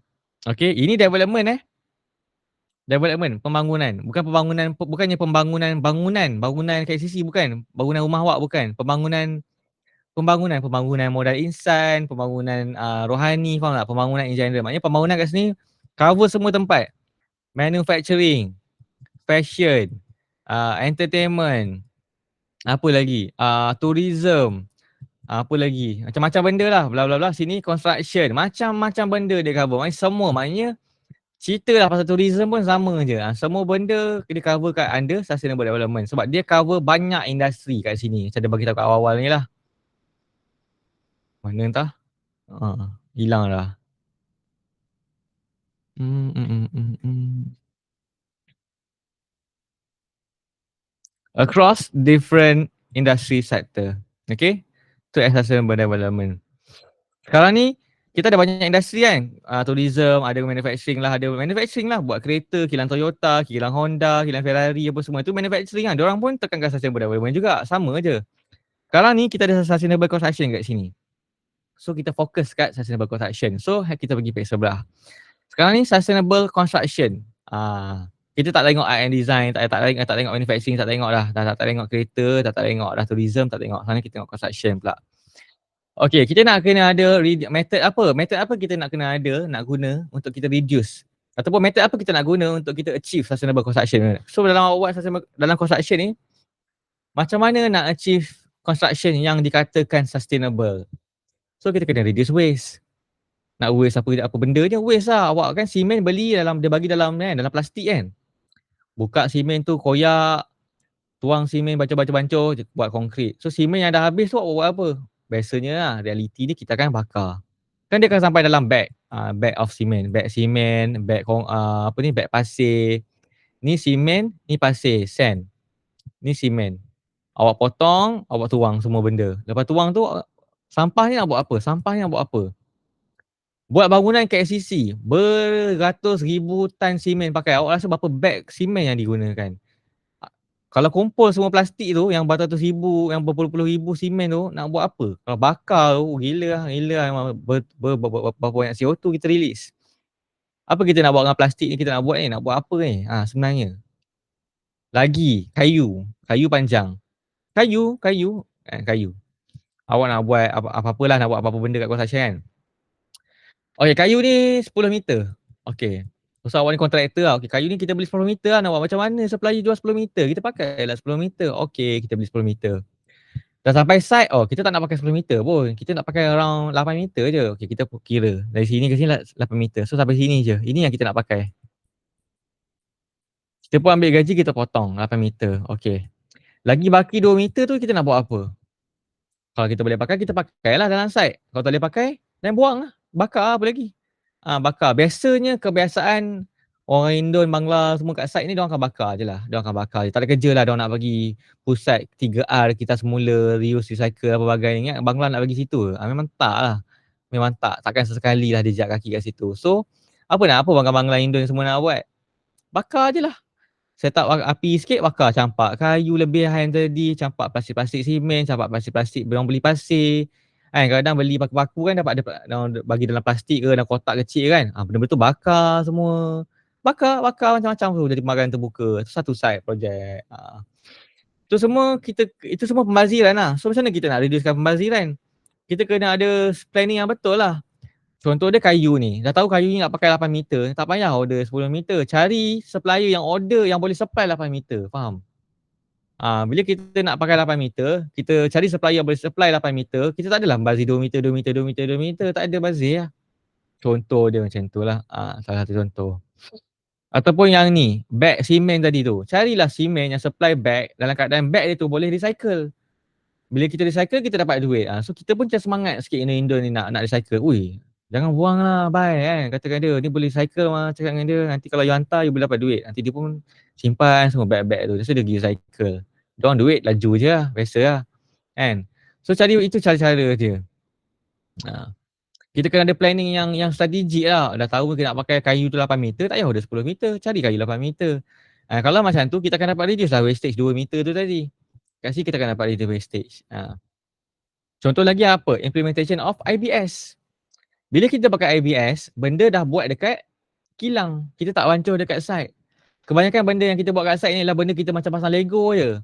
Nak tiang sampai, nak beam sampai, nak itu sampai, nak tangga sampai. Diorang hantar pakai lori je. Hantar pakai lori je. Tahu-tahu kita kat site ni pasang je. Pasang, paku-paku, skru-skru sikit, pasang bolt nut apa semua, settle. Bila dia pasang dekat kilang, dia tak ada bazir. Faham tak? Again lah, awak basuh simen. Awak basuh simen Awak basuh simen kan. Awak letak pasir. Letak pasir. Letak simen. Lepas tu letak air sikit. Awak gaul. Pakai shovel tu awak buat kerja awak. Yang awak bancuh ni semua, awak rasa awak pakai semua ke? Tak. Nanti akan ada je yang bazir sikit-sikit kat lantai tu. Lepas tu bancuh lagi esok, ada lagi bazir kat lantai. Bancuh lagi esok, ada lagi bazir kat lantai. Bersepah sana, bersepah sini apa semua. Banyak bersepah. Satu side awak jadi bersepah, jadi kotor, jadi comot dan dia akan ada pembaziran. Kalau awak ni semua awak bancuh ni nak buat apa? Nak buat tiang 3 batang, 4 batang, 10 batang. Tapi kalau awak beli daripada kilang IBS, sampai-sampai tiang tu dah siap, sampai-sampai tiang sebatang, tak ada apa-apa benda nak buang. Awak tak ada plastik nak buang, awak tak ada plastik nak bakar, awak tak ada simen yang bazir, site awak bersih dan sebagainya. So kita dapat reduce wastage lagi sekali. So benda ni macam ni bagus lah kalau pakai IBS kat sini. Cari benda-benda boleh recycle, dah cerita tadi, conserve energy, jimat tenaga, jangan bazir kerja kan. Jimat tenaga, construction ni. Contoh kalau kita boleh off benda, kita off benda. Contoh lah, mentality kita, kalau kita pergi hotel ke apa, keluar daripada bilik kalau boleh kita nak tutup aircon. Kononnya sebab tak nak bagi berbaloi. Dah bayar hotel mahal kot. Kan. malas nak tutup aircon kan. Kita bayar mahal gila kot kan, kita bayar mahal. So kalau boleh kita nak make full use dengan kita punya payment, contoh dia. Kan, so kalau rasa macam tak guna aircon tu betul-betul, kita rasa macam bazir. So kita kena letak je kad tu kat dinding tu, access card dia, and then kita just nak on je aircon. Sebab kita rasa macam nanti kita balik, bila kita balik bilik dah sejuk, contoh. Padahal benda tu bazir lah. Satu, kalau Islam lah, bazir tu amalan syaitan lah, simple gila lah, simple gila. Kalau nak in general sikit, kalau bukan Islamik sangat, dia tak efisien dah, membazir lah. Bila aircon tu berkeluar, dia buat keluar aircon kat awak, bagi aircon sejuk kat awak, dia perlu bergerak menggunakan tenaga elektrik. So tenaga elektrik tu ialah benda yang angkat energi lah, energi yang kita terpaksa proses daripada arang batu semua. So membazir lah sebenarnya. Kalau boleh jimat lah, kalau boleh lah. Lepas tu kita kena use of sustainable resources. So macam kat sini dia bagi tahu kincir angin. Kincir angin ni kira salah satu daripada sustainable resources lah. Sustainable resources. Kan dia angin datang, lepas tu kipas berpusing. Lepas tu kat sini, kalau nak zoom dekat sikit lah kan. Angin datang. Angin datang tiup. Bila dia tiup, kipas ni berpusing lah. Dia berpusing. Bila dia berpusing, dalam ni kita ada batang, kita ada shaft kat sini. Dalam ni kita ada motor. Supply lagi pump, kat dalam ni kita ada bateri contoh. So bila angin dia berpusing, punca daripada angin je. Free, benda free angin. Allah Tuhan bagi angin, dia berpusing. Okay. Dia akan bersambung dengan shaft ni akan sambung dengan motor. Motor ni akan pusing juga secara automatik lah, sebab dia dah kipas kat luar ni pusing. Dia berpusing lah sekali. Padahal bukan dia pakai elektrik pun. Dia berpusing, motor ni dia akan generate elektrik. Elektrik ni dia generate, dia akan simpan dalam bateri. Bateri ni kita boleh pakai lah. Kita boleh jual, kita nak on aircon kita ke, nak buat apa-apa lah. Semua elektrik akan simpan dalam bateri. 1 bateri, 2 bateri, sini 3 bateri. Kalau banyak sangat tenaga awak kumpul, awak boleh jual balik kat TNB akan beli daripada awak. Biasa kan kita pakai elektrik, kita bayar bil kat TNB. Sekarang ni kita buat elektrik, kita jual kat TNB. Pun boleh juga, the other way around. Biasa orang kata, berapa bil TNB kau bulan ni? 100, 200, 800, 1,500. Okay. Kali ni kita buat elektrik, kita jual kat TNB bayar kita. Masuk lah bisnes. Masuk. So banyak lagi lah benda lain. Okay. Dah sejam. Use of sustainable and recycled material. Saya kata tadi lah, kita buat barang-barang yang dibuat daripada barang-barang recycle. Barang-barang recycle, contoh dia macam buat apa kalau rumah ni, tayar lori ni, tayar ke apa ke, ataupun bombong, roof tile, roof clay tile ke, benda-benda yang kita boleh dapat daripada barang material, barang recycle. Bukannya, walaupun barang tu barang baru, tapi benda tu dibuat daripada barang recycle, faham tak? Bukannya benda kita extract benda baru, tak ada. Hasil-hasil recycle lah, itu bagus, tu green construction. Ini adalah benda-benda, antara benda-benda yang awak kena ada, perlu ada lah. Awareness, knowledge, demand, supply, implementation, communication, semua ni awak kena ada. Komitmen kan. So dalam construction awak macam ni, dikelilingi dengan developer, consultant. Kita kat sini lah, QS. QS kat sini kecil je. Supplier, end user, financial, bank bagi pinjam duit apa semua. Kat sini ada supervisor, owner, bla bla bla bla. Semua ni kena ada elemen ni dalam untuk achieve sustainable construction. Maknanya nak bagi tahu, semua orang akan terlibat. Semua orang kena terlibat dan melibatkan diri dan akan terlibat dalam menjayakan sustainable construction. Tak boleh sama awak seorang-seorang. Awak seorang je QS semangat macam, okay, kita kena sustainable construction, bla bla bla bla bla. Padahal kontraktor tu buat bodoh je. Tak boleh lah, dia tak boleh. Dia kena semua orang semangat. Developer pun kena pasal niat nak buat green construction. Bila developer ada niat, dia arahkan kita buat GS ni, arkitek semua, saya nak bangunan yang sustainable, bla bla bla. Saya nak ada green roof, saya nak ada green ni, bla bla bla. Okay. Dia punya duit bagi lulus. Okay, kita pun QS pun kita buat je ikut apa yang arkitek design. Okay, layan, bla bla bla. Berkait lah semua benda ni. Tapi nak berkait dengan semua benda ni, kita kena ada ini. Semua kena ada. Faham tak? Nak ada semangat je tak boleh. Kita kena ada implementation. Awak semangat pompang-pompang. Oh, green building kan. Tak boleh belah, tak boleh. Memang takkan belah. Kita kena datang sekali dengan komitmen. Kena committed lah. Tak boleh. Kita tak boleh nak buat bangunan kena green building lah bang. Macam ni, bla bla bla. Kita tak boleh semangat je lebih. Kita kena benar implement betul-betul. Kita kena ada komitmen lah. First kali kita kena awareness. Awareness, knowledge. Kalau awareness tak ada, kita takkan buat. Kalau kita ni jadi piau, bengong ni kan, bengong piau ni tak tahu apa-apa, kita takkan buat green construction. So apa nak buat green construction? Bagi duit lah, pening kepala lah, kita buat je lah bangunan macam biasa, tak payahlah nak green construction sangat, kita bakar lah sampah macam biasa. Tak payah nak green material sangat, boleh tak? Bagi duit lah benda-benda macam tu. Tu ramai je orang macam tu. Sebab apa? Awareness ni tak ada.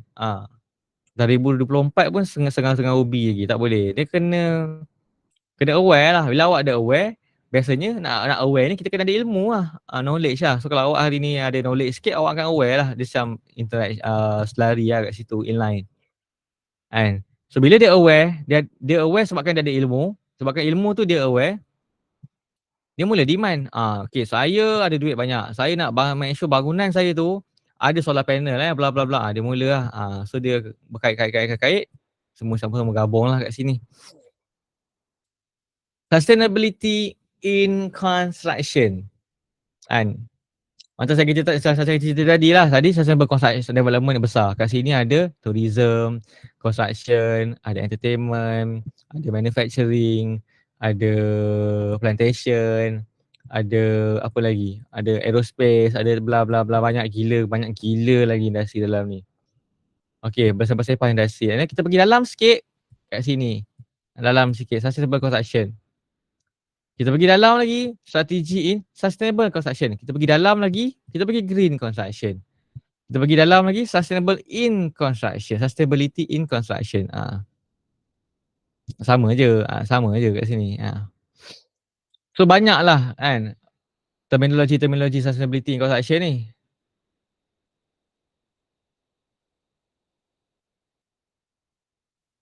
Sekejap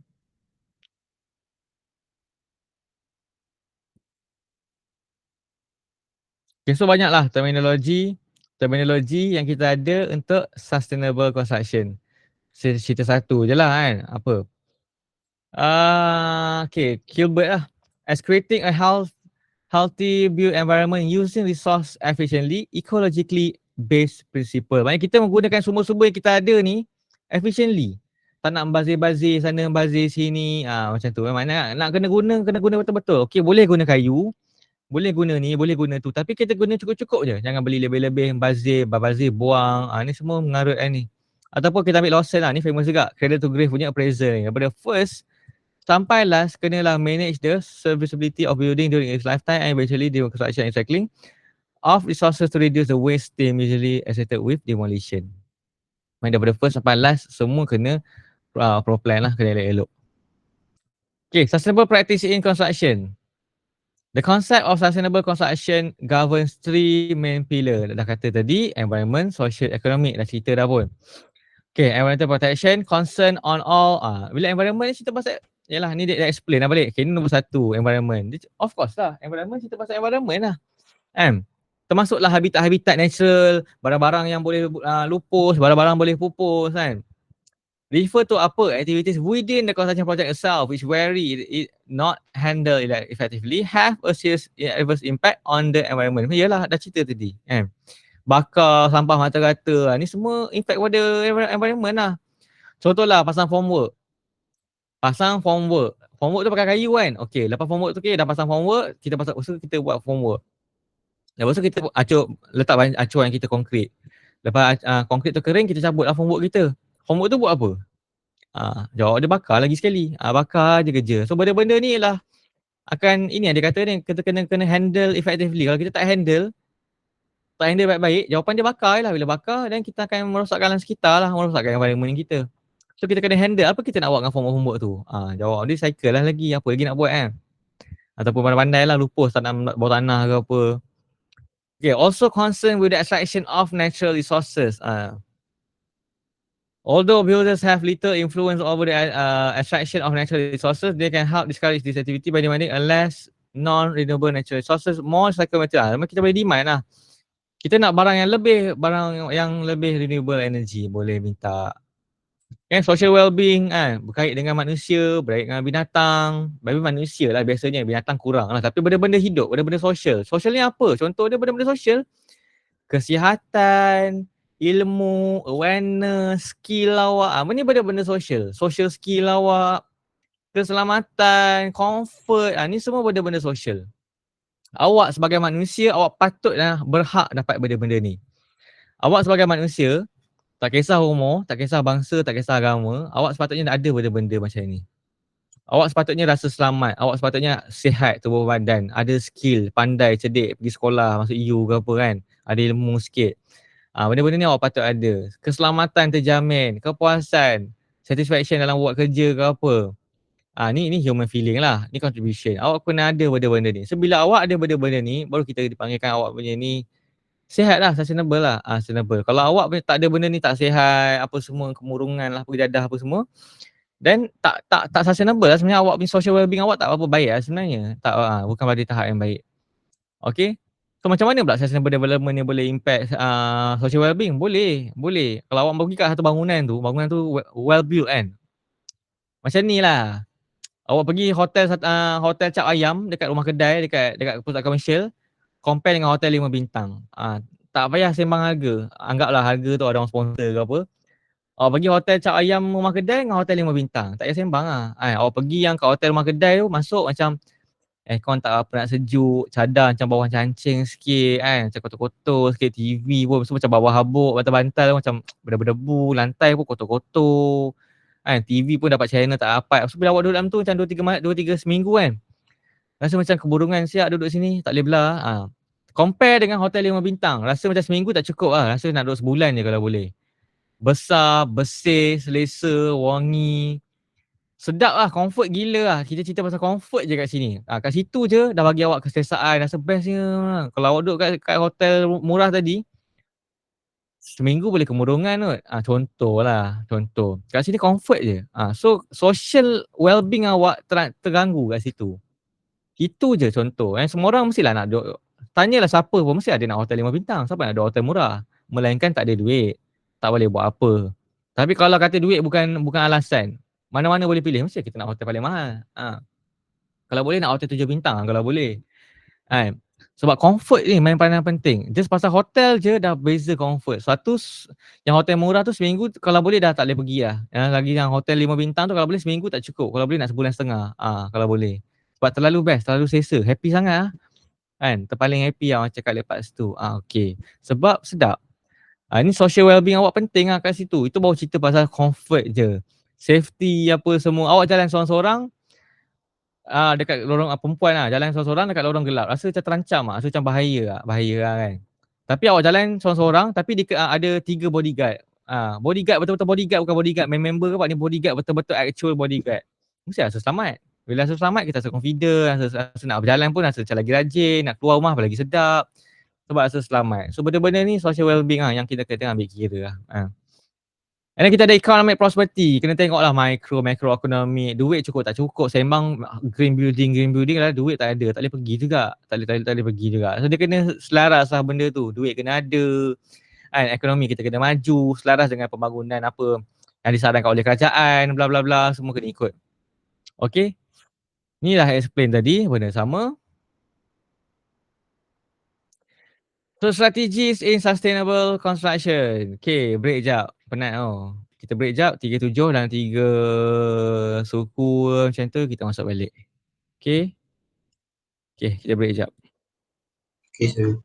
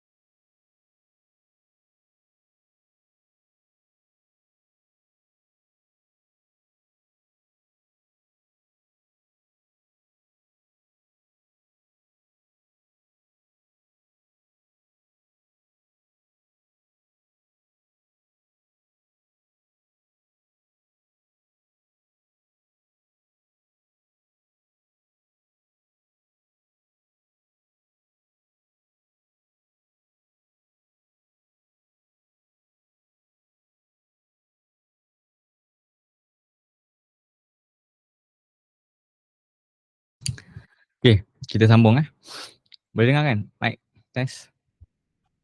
Boleh. Alright. Okay, strategi sustainability. So, ada 13 lebih kurang strategi yang kita boleh guna. Banyak lah kan, kalau kita tengok kita kena achieve, kita kena contoh dari kata kena set achieve goal, respect communities, conserve water resources, apa lagi, reduce pollution, ni semua general lah, macam basic general tapi kena patut kena baca lah, worthwhile untuk baca, untuk kena tahu. Minimize energy in use and guna tenaga tu agak-agak lah sikit, tak payah bazir-bazir, benda kalau boleh guna, kalau boleh tutup, tak payah buka. Reuse existing built asset. Contoh macam katalah kita nak buat bangunan tu tempat bangunan yang sedia ada. Apa benda yang bahan yang kita boleh pakai, kita pakai lah. Contoh tingkap dia boleh pakai, kita pakai. Contohlah kalau nak jimat lah kan. Boleh. Green material selection. Maknanya material tu, dia kalau boleh material yang orang kata ada CHOP. CHOP eco label. Eco label material. Macam ni lah. Kalau awak beli barang elektrik, nak tahu barang elektrik tu selamat diguna ke tak, dia ada CHOP. CHOP sirim, betul. Kalau beli barang-barang construction atau barang-barang, nak tahu barang tu hijau atau tidak, green atau tak, sustainable ke tak, dia ada CHOP eco label. Macam tu lah. Kalau sirim nak kata CHOP, okey, disahkan oleh sirim, selamat digunakan, takkan kena renjatan elektrik. Kalau beli barang ada CHOP eco label, maknanya barang ni dekat kilang tu, daripada kilang lagi dia dah memang sustainable. Maknanya ini barang yang baik lah. Macam tu. So lean manufacturing to reduce energy. Lean manufacturing maknanya kita apply benda-benda macam JIT kan, just in time. Kita implement IBS, benda-benda tu semua kita buat lean manufacturing. Managing the site for improved environment, construction waste management. Kena waste management kena ada waste management. Kan, taklah semua benda nak kena bakar kat site tu kan. Formwork bakar, kayu lebih bakar, plastik bakar, kotak bakar, semua benda bakar, tak jahanam. Bakar ialah cara paling mudah lah. Sebab tu dia orang bakar. Kan, awak bakar, start api, kan, ambil okok ke baling ke apa, letak barang-barang sikit, kita bakar. Letak barang, letak, campak barang, campak. Kayu tu makin, yalah, senang lah, tak payah pergi buang tuan, tak payah pergi buang. Kalau nak kena recycle, penat. Kumpulkan kayu satu jenis, kumpulkan plastik satu jenis. Ingat apa, Bangla tu ada masa nak buat 3R. Memang tak lah kan. So dia akan bakar je lah. Kalau tak bakar pun dia korek tanah, dekat site tu dia korek tanah. Dia korek tanah macam besar-besar kubur ke, tengoklah yang besar-besar. Tengoklah besar mana yang dia perlukan, dia tanam dalam tu, dia buang dalam tu. So dia tak ada kampus balik tanah, settle masalah. Selesai. Tak ada siapa tahu. Kita bukan ada kat site pun. Kan, tahu-tahu dah bersih. Kalau kita tanya dia pun kata, adalah bang, kita cuci lah ini macam-macam lah. Standard Bangla lah kan. So kita kalau dia tanam bawah tanah pun kita tak tahu. Dia bakar pun kita tak tahu. Tapi benda terjadi, itulah benda paling standard sekali. Kalau awak pernah kerja ataupun awak pernah kerja sebelum ni, awak tahulah. And then prefabrication material. Prefabrication ni lah contoh lagi sekali IBS apa semua. Kita dah prefab. Barang dah siap-siap. Bila barang dah siap-siap macam kata dia, kita tak ada pembaziran. Sebab kita dah buat kat kilang. Kilang buat kat kilang. Kolom buat dekat kilang, confirm lah tepat. Tak ada bazir-bazir punya. Kalau kita buat dekat site lain lah, bersepah sana kan. Kadang Indo ni, Bangla ni bukan pandai sangat pun. Buat rumah, kadang-kadang. Kadang dia baru je landing daripada Indo minggu lepas. Tahu-tahu dia tiba hari ni dah kena start kerja lah. Dia jadi kerja kontrak lah. Dia pun tak tahu apa-apa. Tengok pegang cara bancur simen pun macam bersepah, comot semua. Dia tanya macam, oh kami baru sampai pak kan. Minggu lepas baru sampai. Kau elok baru sampai minggu lepas, kau terus masuk site minggu ni. Apa benda pun tak tahu kan. So memang susah. Tapi kalau kilang buat, IBS, buat dekat kilang dah prefab, confirm cantik lah. Dah lah buat pakai mesin. Tiang tu masih cun punya. Dah lah cun, buat ikut spek, tak bazir, tak ada pelik-pelik, semua cantik. Kalau buat kat site, potensi bazir ada. Kan? Tiang kalau buat kat site, tiang belah kiri keras sangat, tiang belah kanan lembut sangat. Bancuh tak betul, bancuh simen lebih kurang. Dia ingat macam bancuh cukup rasa. Paling simen sikit, letak air terlebih lah apa, bancuh je jalan. Tak cun lah, tak bagus benda tu semua. Okay, ni strategi dia. Promoting good governance, okay. Strategi lagi, awak boleh baca yang ni. Ni cradle to grave processes tadi. Daripada cara kita nak buat material tu sampailah kita buat bangunan tu sendiri, the built environment. So querying the construction material. Kita tengok material tu dia buat macam mana, bersih ke tak bersih, kilang dia. Bagi chalk eco-label ke tak ada. Manufacture of construction products, materials and assemblies. Tengok cara dia buat macam mana lah kilang dia tu. And sale of construction product, material and assembly. Tadi kita buat manufacture, ni kita sale pula. Lepas tu kita ada on-site assembly. Dah buat, dah jual, dah dapat barang tu, kita pasang pula on-site assembly, building and infrastructure. Kita pasang. Pasang tu lah yang tengok ada bazir, tak ada bazir, lebihan kan. Pasang elok tak elok apa semua. Kat sini dan dah siap lah bangunan awak. So dekat sini, manufacture, tadilah kilang tu macam mana dia masa dia membuat barang kita tu, banyak tak gas dia release dekat CO2 dia release, banyak tak energy yang dia consume, benda-benda nak kena tengok. Masa dia jual pula, jual lah, state of construction dia termasuk assembly lah, termasuk assembly. Sustainable construction ataupun sustainable practice in construction. Banyak lah. Of course lah, kat Malaysia yang jadi pemacu utama kerajaan lah. Kerajaan lah yang akan jadi macam, okay, kita kenalah bergerak ke arah tenaga hijau, bla bla bla. Kita siap ada kementerian lagi. Ada KETA lah. Sekarang ni kita ada menteri apa? Kementerian Sumber Asli dan Tenaga macam tu lah, bla bla bla. Panjang lah. Dia punya menteri, YB, Nik Nazmi. Itu YB dia. Dia punya kementerian dia, Kementerian Sumber Asli dan Tenaga kita tenaga guna semula macam mana entah, panjang memang, nama dia memang panjang gila. Saya sendiri pun tak boleh belik nak sebut. And bawah kerajaan, kita ada kerajaan lah, GOV. Bawah GOV lah kita ada kementerian yang saya kata tadi lah kan. Bawah GOV, kerajaan nak buat seorang-seorang tak dapat meninggal lah kerajaan. Kita kat Malaysia ni ada berpuluh juta orang kot. Kalau semua benda kerajaan nak buat dia tak dapat. So dia kena disupport oleh orang kata agensi kerajaan. Kat sini kita ada CIDB, kita ada GTC, Green Tech Malaysia, kita ada ni apa, CIDB, kita ada CITP, kita ada Green Tech, kita ada apa lagi tadi? Yang famous ni KETA, SW Corp, kita ada My Hijau, GTC ni Green Tech lah. KETA, SW Corp semua ni banyak agensi kita ada, kita ada ni Suruhanjaya Tenaga. Ni semua benda-benda agensi kerajaan yang akan bantu kerajaan untuk memacu negara kita lah ke arah sustainable development. Kalau tak, semua orang buat bodoh lah kan. So orang-orang ni lah yang selalu sembang pasal green building je. Okay, so banyak. So kita ada beberapa inisiatif lah yang CITP tetapkan daripada E1 sampai E5. So E1 apa? Drive innovation, compliance, focus on public project, facility industry adoption dengan reduce irresponsible waste during construction. So benda-benda ni semua CITP dah terapkan. Kan? Benda ni kita dah tengok banyak kali. Waste during construction. Bazir kan, konkrit tumpah bersepah apa semua, besi tak pakai lah apa, order lebih lah apa macam-macam. Ni semua apa, lead to charge in sustainable practice, sustainable ratings and requirement. Ni sustainability ratings dengan requirement. Nampak CITP tetapkan. Maknanya bangunan hijau dia ada rating dia. Faham tak? Awak tak boleh suka-suka macam, okay bro, aku dah siap rumah aku green building kot. Ya. Oh sebab semalam bapak aku pasang solar panel, dia kata. Pasang solar panel satu solar panel terus jadi green building. Tak dapat lah kan, tak dapat lah. So macam mana kita nak tahu bangunan dia sustainable ke tak sustainable, green tak green? Kita bagi markah kat dia. Nak bagi markah ikut apa? So awak pernah dengar benda macam GBI, Green Building Index. So benda-benda macam GBI, MyCREST, benda-benda ni semua ialah satu sistem pemarkahan. Dia macam borang, kertas, adalah berapa helai kan? 1 helai, 2 helai, 3 helai. Dalam ni ada kriteria dia. Dapat 5 markah. Kriteria dia dapat 3 markah. Kriteria ni dapat 2 markah. Yang ni dapat 7 markah. Bla bla bla, campur page 1, page 2, campur page 3. Total bawah ni 100 markah. Siapa yang dapat markah paling tinggi, dia hijau lah lagi. So tak semestinya kalau rumah awak pasang solar panel satu, rumah awak terus jadi 100, tak ada lah. Mungkin awak dapat skor 2 markah. 2 per 100. Hijau ke? Tak hijau lah kot. Tapi adalah solar panel ni tu. Tapi tak cukup lah. Lepas tu kita ada markah 70 ke atas dapat bronze, 80 ke atas dapat gold contoh. 80, 95, 90 ke atas dapat platinum. Siapa yang ada skor bronze, silver, gold, platinum ni dapat badge. Badge tu kita boleh tanam, kita boleh tampal kat rumah kita.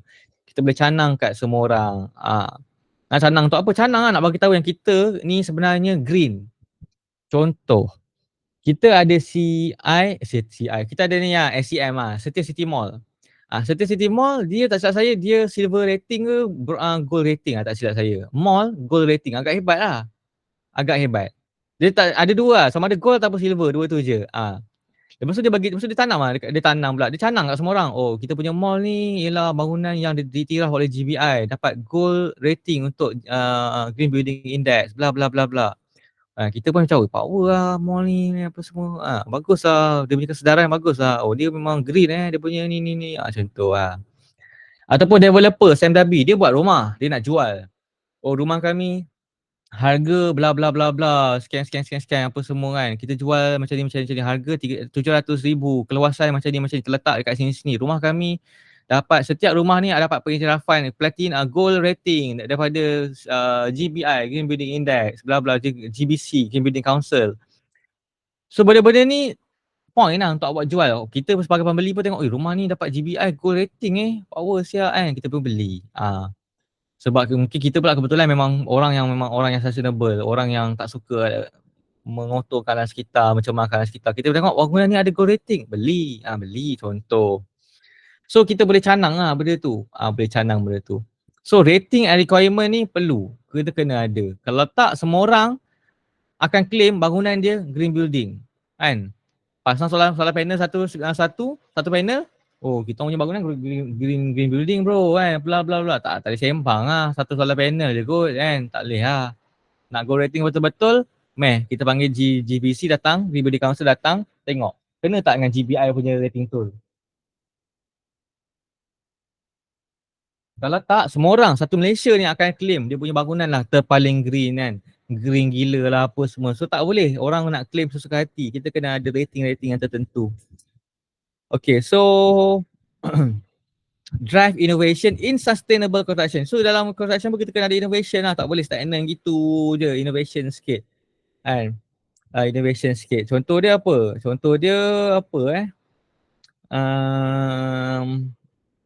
Construction kan.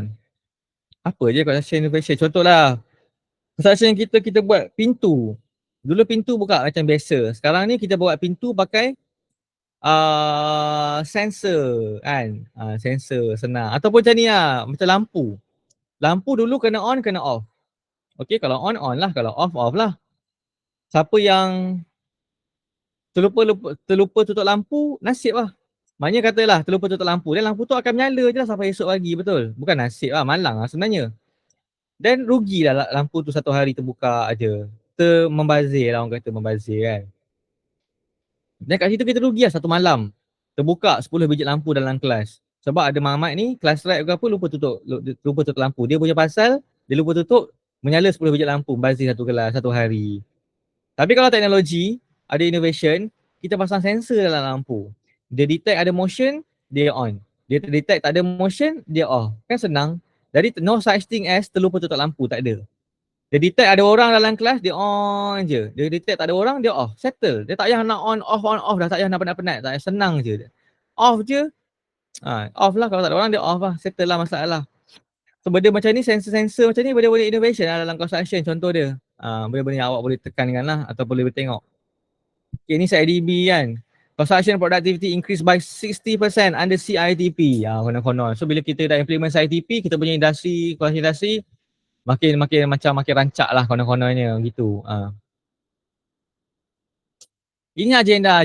Dia boleh baca CITP kat dalam internet, Sepah, benda macam ni. Tapi yang dia nak highlight ialah dia nak tekankan sustainable rating dengan practice will make Malaysia is low carbon. Kita kena ada benda rating ni. Kena ada. Kalau tak ada rating ni, tak boleh. Semua orang masing-masing akan claim bangunan dia lah yang terpaling green. Tak boleh. Kita kena ada. Bila ada benda macam ni, ada markah. Markah tinggi, markah rendah, markah gold, markah platinum. Nak dapat markah macam biasa lah. Kena buat betul-betul lah. Macam awak lah nak dapat markah CGPA tinggi kan. Nak dapat CGPA yang tinggi, kena buat betul-betul lah. Itulah the only way. Kena buat assignment betul-betul, kena buat test betul-betul, kena baca buku sikit, kena buat ini sikit, kena tu sikit. Kena buat betul-betul baru dapat markah tinggi. Sama macam dia orang pun nak dapat bangunan yang dapat rating tinggi, kena buat betul-betul lah. Betul-betul green. Betul-betul cun lah, cantik.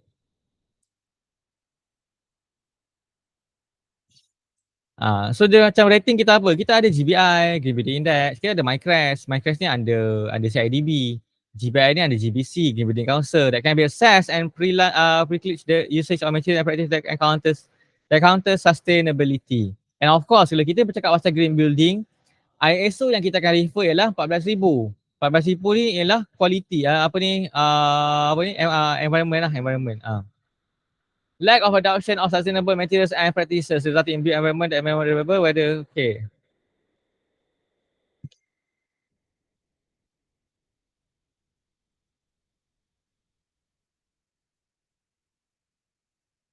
Ni isu dia bukan isu lah. Kita nak berubah sebab lack of sustainability rated construction, buildings and infrastructure not totally resilient to natural calamities. Satu sebab kita tak ada rating. Dan also kita tak bergantung kepada barang-barang yang material yang sustainable. Benda-benda ni masalah dia lah. High carbon emission and energy usage of building. Carbon emission terlalu tinggi. Asap terbakar sana, terbakar sini. Asap lori, asap itu, asap ini, macam-macam asap yang akan mencemarkan alam sekitar. Dan penggunaan tenaga yang tinggi.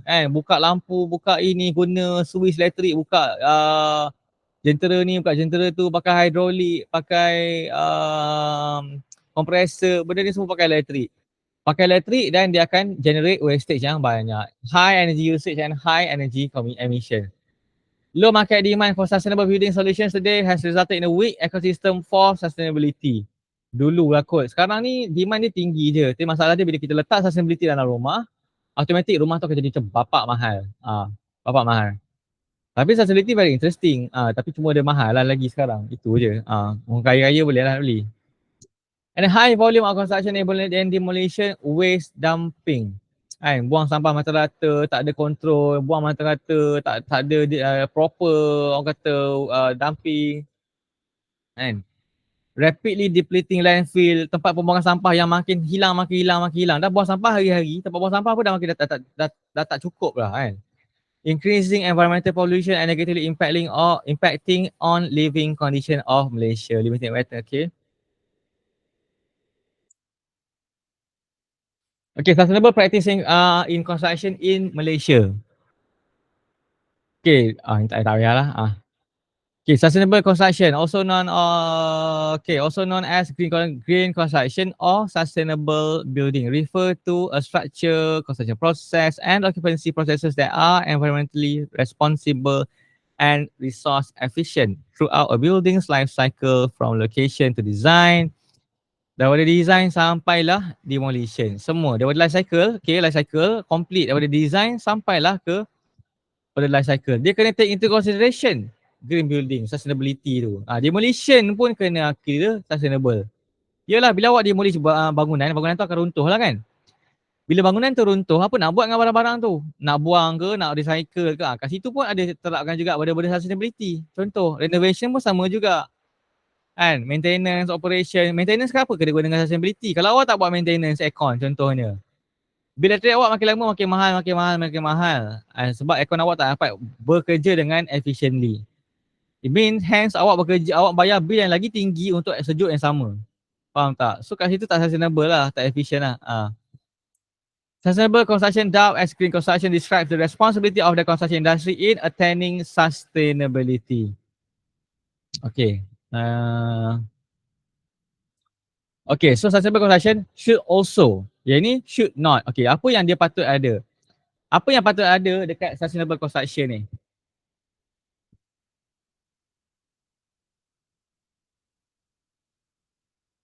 Okay, kita kena ada enhanced living, working and leisure environment for individuals and communities.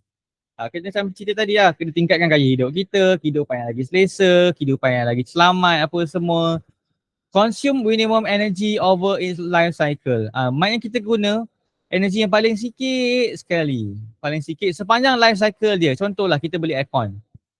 Aircon tu kita beli 2 biji. Satu yang ada 5 star energy rating, satu lagi yang 0 star energy rating. Okay. Awak buka aircon temperature 18, buka sama je. 8 jam sehari, 8 jam sehari. Yang 5 star ni confirm bill dia macam contoh yang 200 je. Yang ni bill dia akan jadi macam 500 contoh dia. Sebab yang ni 5 star energy rating, dia sangat sustainable, sangat efficient. Yang ni 0 star, dia tak efficient. So bila tak efficient, dia punya bil mahal lah, itu je lah. Tapi keburukan dia, yang ni beli mahal sikit aircon dia. Maybe yang aircon ni nak beli dalam kat Shopee dalam 800, 900. Yang ni mungkin dalam 2,500. Tapi awak beli je mahal, tapi bulanan awak lagi murah. Tahanlah sepanjang 10, katalah 15 tahun. Tahan 15 tahun. Yang ni confirm akan jadi lagi jimat. So sepanjang life cycle dia, throughout dia punya life cycle, dia consume minimum energy. Tapi dia boleh bagi kesejukan yang sama. 18 degree, 18 degree. Sama je. Okay, integrate with natural environment. Okay, integrate with the natural environment and use renewable resources where possible. Maknanya mana kita boleh guna renewable resources, kita guna. Mana kita boleh guna, kita guna. Contoh nampak je peluang untuk buat solar panel, kita buat. Nampak peluang untuk kita guna hydrothermal, kita buat. Nampak peluang guna sensor, kita buat. Nampak peluang guna lampu. Janganlah sesekali ambil lampu yang bukan LED. Ambil lampu LED. Sebab lampu LED lagi tahan lama, lagi terang, lagi jimat. So kenapa tak nak pakai LED? Tak faham betul kan? Dah lah benda tu lagi jimat. Elektrik. Lagi terang lampu tu. And lagi tahan lama, tak senang rosak. So kita pakailah lampu LED. Kat mana kita boleh pakai barang yang ada 5 star energy rating, kita pakai 5 star energy rating. Pakailah kat mana kita boleh pakai renewable resources, kita pakai. Seboleh-bolehnya kita pakai. Kalau selagi ada kudrat, ada duit, kita pakai. Ini apa yang kita patut buat dalam sustainable construction. Apa yang kita tak patut buat? Cause permanent damage to the natural environment. Kita buat damage yang permanent dekat environment. Kerosakan yang teruk lah. Tebang pokok gila-gila, nak buat bangunan. Lepas tu tebang pokok dah lah gila-gila. Selekeh lah tu, bersepah, hancur-hancur semua. So tak boleh lah benda macam tu. Consume a large amount of resources during construction, use or demolition. Guna tenaga yang melampau. Dah lah guna barang yang non-renewable. Lepas tu kita consume banyak amount of resources pula tu kan. Masa kita punya kerja-kerja daripada awal sampailah demolition. Cause unnecessary waste of energy, water or materials due to short life, poor design, inefficiency or low standard construction technique. Maknanya kita punya teknik kita punya sepanjang construction kita buat tu, kita banyak baziran lah. Bazir air, bazir elektrik kan. Barang kita pun kita tak guna betul-betul, cepat rosak. Ini semua tak sustainable lah. Design buruk. Design buruk satu hal. Design buruk awak tu menyebabkan menyusahkan orang lain. Design buruk awak tu menyebabkan dia bazir elektrik contoh dia. So somehow lah design awak tu, bangunan awak pelik semacam. Ataupun design awak ni macam terlalu panas. Design awak tu terlalu pelik menyebabkan bangunan tu terlalu panas. Bila bangunan panas, kita kena buka aircon lebih lah. Kena buka aircon lagi sejuk. Bila buka aircon lagi sejuk, bil elektrik kita lagi tinggi. Bil lagi tinggi, kita maknanya kita consume more energy. Kat situ dah tak efficient lah. Sebab kita consume too much energy due to poor design. So design yang baik ialah bangunan tu tak panas sangat, tak sejuk sangat. Dia boleh ada orang kata dia ada satu apa ni ciri-ciri orang kata heat resistant yang baik, bukannya macam heat apa ni, dia boleh serap tenaga, serap haba dengan baik orang kata. Dan kita boleh create dependence on high impact transport system with their associated pollution, use material from threatened species dengan environment. Tak patut, should not use material from threatened species dengan environment. Bukannya kalau baca yang ni je macam dia suruh guna lah. Dia kata should not create, should not cause. So jangan guna daripada material yang daripada spesies terancam, tak kisahlah binatang ke, pokok ke, katakanlah awak buat bangunan.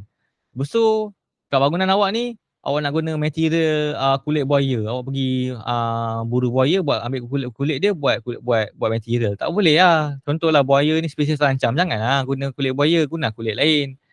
Contoh dia. Ataupun pokok, kita nak ambil pokok, nak ambil kayu dekat area Sabah. Dalam banyak-banyak pokok kat dunia ni, okey katalah, masa kita tengah cari pokok tu, kita buat keluar pokok tu besar kan. Kena guna lori kan. Lori tu terlanggar itu, terlanggar ini, terlanggar bunga rafflesia contoh katakan. Berbaloi tak? Bunga rafflesia tu dah lah rare dekat Sabah je. Sebab kita nak pokoknya pasal habis kita jahanam pokok rafflesia masa kita nak keluar masuk hutan. Berbaloi tak? Tak baloi lah. Dia merosakkan environment yang rare lah. Orang kata terancam macam tu. Kita kena jaga. Economic benefit to occupant apa, cheaper operating cost lah. Macam bil aircon tadi, bil lagi murah. Maybe kita kena beli aircon tu mahal awal-awal tapi long term memang lagi murah. Ni pun saya dah explain tadi.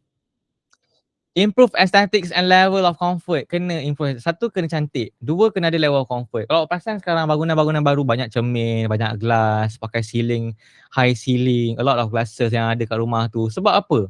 Satu, nak nampak cantik lah. Nombor dua, dia sustainable. Kenapa sustainable? Bila awak tingkap kaca besar-besar kan, satu nampak moden lah. Nampak sangat moden, orang kata in lah, tengah in sekarang lah. Nombor dua, dia sustainable sebab dia bagi cahaya matahari yang free lah. Matahari boleh masuk, rumah awak cerah. Malam-malam cahaya bulan masuk, rumah awak cerah. Settle. Tapi bahayalah kaca lah. Pencuri nak masuk senang sangat lah. Kena ketuk sikit settle masalah kan. Tapi cantik pun cantik, moden pun moden. Sustainable pun ya. Bukan sustainable pun ya. Sebab awak orang kata awak emit. Awak membenarkan natural lighting masuk dalam rumah awak. Tu contoh dia. Dari segi pengudaraan, instead of kita pakai blower fan dekat dinding tu, kita adalah kita punya roof, serta tempat tu kita boleh buka. Bila kita boleh buka open, dia akan release udara kat rumah macam ni, rumbung. Udara panas dekat atas, udara sejuk dekat bawah. Kalau udara panas ada kat bawah, dia akan naik atas. Macam tu. Ada bumbung sekarang ni, kat sini dia boleh buka. Dia boleh buka. Bila buka, udara panas akan keluar kat sini. So bila udara panas keluar kat situ, so secara tak langsung, okey lah. Udara akan keluar, udara panas akan keluar. Kalau tak tertutup macam ni, udara panas naik, dia terperangkap lah kat sini. Terperangkap adalah semakin panas. Makin panas, kena kat kepala awak. So awak rasa terpanas rumah ini kan. Tengah puasa-puasa ni panas betul.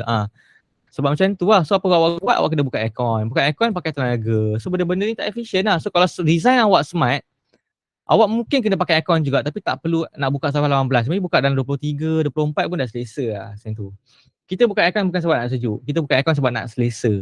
Nak buang humidity, nak buang temperature yang terlalu tinggi. Itu benda-benda kita pakai aircon. Bukan sebab nak sejuk, nak gigil, bukan kat situ. Salah konsep tu. So academic benefit to lending institution. Apa? Since the owner, okay. Lending institution, okay. Apa?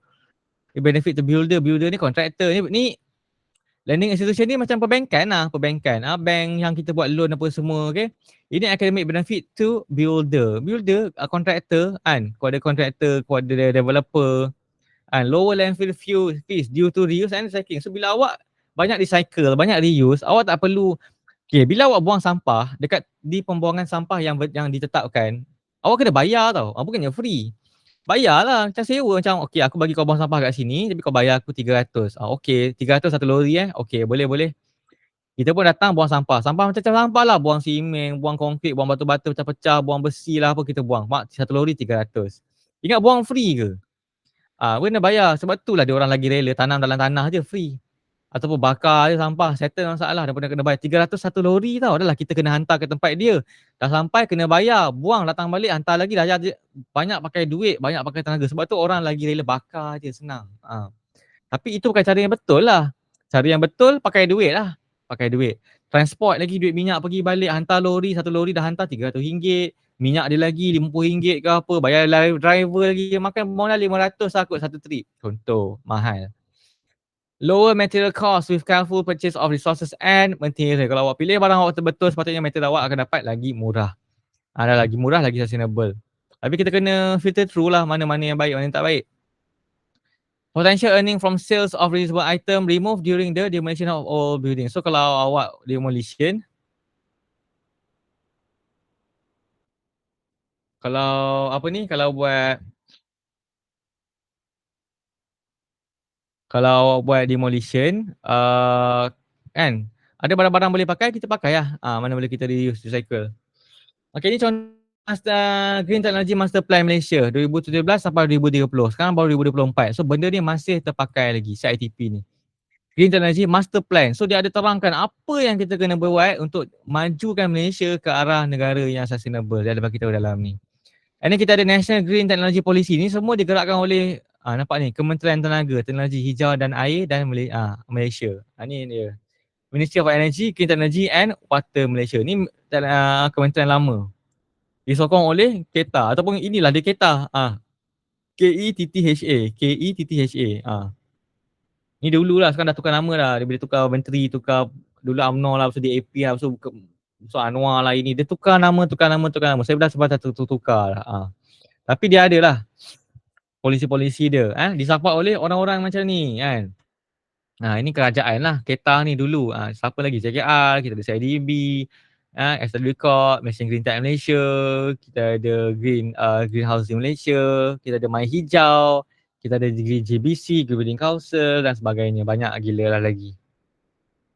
And processing need for sustainable construction, building construction industry will move towards green construction. Banyak lah. Memang sekarang ni semua benda pun bergerak ke arah green building, green construction. Kalau buat assignment pun kadang-kadang dia kata mungkin awak your company bla bla bla required to construct a green construction contoh. Solar panel pun bukan macam dulu. Dulu solar panel nak jumpa susah sangat. Sekarang ni solar panel nak jumpa senang je. Kejap-kejap jumpa. Terlalu senang. Terlalu sangat senang. Sebab benda jadi makin common dekat dalam bangunan-bangunan yang ada kat Malaysia ni. Soon dia akan jadi common dekat rumah kita pula. Cuma kat rumah kita belum lagi sebab dia tak cukup murah lagi. Tapi bila jadi sangat murah, rumah orang biasa pun boleh pasang. And kita patut pasang sebab dia akan membantu untuk menjimatkan elektrik kita lah. So everything akan moving towards green construction, green building. Dari segi pembuatannya, dari segi materialnya, sekecil-kecil material, sampailah tempat kita nak buang sampah, tempat kita nak settle, kita nak manage kita punya waste. Daripada inception sampailah demolition, semua kita terapkan sustainable. And banyaklah parti-parti yang akan kerajaan dengan agensi kerajaan yang akan support. Termasuklah swasta pun kena support. Kalau tak support susah. And benda tu semua bermula dari segi daripada awareness dengan knowledge yang kita ada. Kalau kita tak nak gerak, memang tak boleh gerak lah. So kita kena gerak, paksa diri kena gerak juga. Tapi nak gerak ke arah situ banyak pakai duit lah. Benda tu banyak lagi awareness yang tak cukup. Kalau kita fikir macam buang sampah secara legal 500, kalau tanam dalam tanah free. Bakar sampah free, baik aku bakar 500 kot. Banyak kot, 500 satu lori tau. Kalau hantar 100 lori tak aku 50,000, beribu-ribu habis. So kita fikir gitu lah, so awareness kurang. Alright, so tu je. Next week kita masuk green construction. Ada soalan tak nak tanya?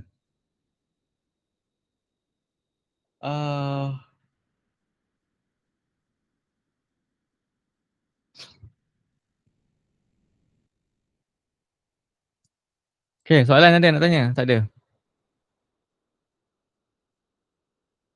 Tak ada. Okay, tak ada. Okay, kalau tak ada, kita jumpa minggu depan. Okay, thank you for the class. Jumpa awak minggu depan. Okay, Assalamualaikum. Thank you, sir. Thank you, sir. Welcome. Thank you, sir.